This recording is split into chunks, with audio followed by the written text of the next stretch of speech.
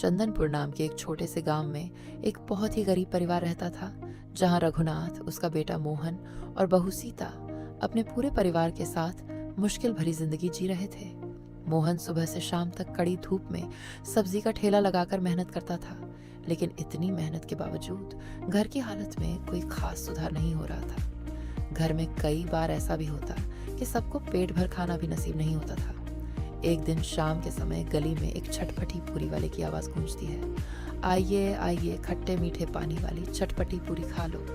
यह आवाज सुनकर पूरे मोहल्ले के बच्चे और बड़े खुशी से दौड़कर वहां पहुंच जाते हैं। मोहन का छोटा बेटा चीकू भी अपने दादा रघुनाथ का हाथ पकड़कर मासूमियत से कहता है, दादाजी मुझे भी चटपटी पूरी खानी है। लेकिन रघुनाथ की आंखों में बेबसी साफ झलकती है। वह प्यार से चीकू के सिर पर हाथ फेरते हुए कहता है, बेटा आज हमारे पास पैसे नहीं हैं, कल जरूर खिलाऊंगा। यह सुनकर चीकू उदास हो जाता है और चुपचाप घर के अंदर चला जाता है। यह सब देखकर सीता के दिल को बहुत ठेस पहुंचती है, लेकिन वह कुछ कह नहीं पाती और अंदर ही अंदर सोच में डूब जाती है। अगले दिन सुबह मोहन फिर से ठेला लेकर निकलता है, लेकिन आज भी उसकी बिक्री बहुत कम होती है। थका हारा और परेशान मोहन जब घर लौटता है तो गुस्से में कहता है कि इतनी मेहनत करने के बाद भी जिंदगी नहीं बदल रही। घर का माहौल और भी भारी हो जाता है। उसी समय सीता की नजर उन सब्जियों पर पड़ती है जो गर्मी की वजह से खराब होने लगी थी। वह सोचती है कि अगर इन सब्जियों का सही इस्तेमाल किया जाए तो कुछ नया बनाया जा सकता है। तभी उसके मन में एक आइडिया आता है। वह रसोई में जाती है, आलू उबालती है, आटा गूंथती है और छोटी छोटी पूड़ियाँ बनाने लगती है। जैसे ही वह उन पूड़ियों को गर्म तेल में तलती है, वे गोल गोल फूल जाती हैं। फिर वह उनमें मसालेदार सब्जी भरती है और खट्टा मीठा पानी तैयार करती है। जब वह यह नई डिश परिवार को खिलाती है तो चीकू खुशी से उछल पड़ता है और कहता है, माँ ये तो बाजार वाली चटपटी पूरी से भी ज्यादा स्वादिष्ट है।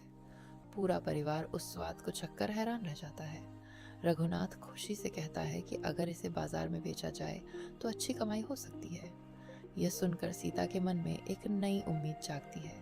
अगले ही दिन वह घर के बाहर एक छोटा सा ठेला लगाती है और मुस्कुराते हुए आवाज लगाती है, आइए आइए, घर की बनी चटपटी पूरी खा लो।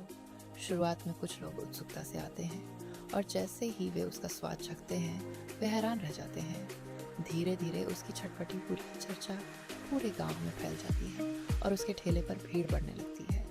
अब हर दिन उसकी कमाई बढ़ने लगती है और घर की हालत सुधरने लगती है। मोहन, जो पहले निराश रहता था, अब सीता की मेहनत और समझदारी को देखकर गर्व महसूस करता है। कुछ ही महीनों में वह छोटा सा ठेला एक बड़ी दुकान में बदल जाता है, जहां दूर दूर से लोग उसकी चटपटी पूरी खाने आते हैं। अब उनके घर में खुशियां लौट आती हैं। चीकू की हर छोटी बड़ी इच्छा पूरी होने लगती है और पूरा परिवार एक नई जिंदगी जीने लगता है। इस कहानी से हमें यह सीख मिलती है कि अगर इंसान मुश्किल हालात में भी हार ना माने और अपनी समझदारी और मेहनत से काम ले, तो वह अपनी किस्मत खुद बदल सकता है।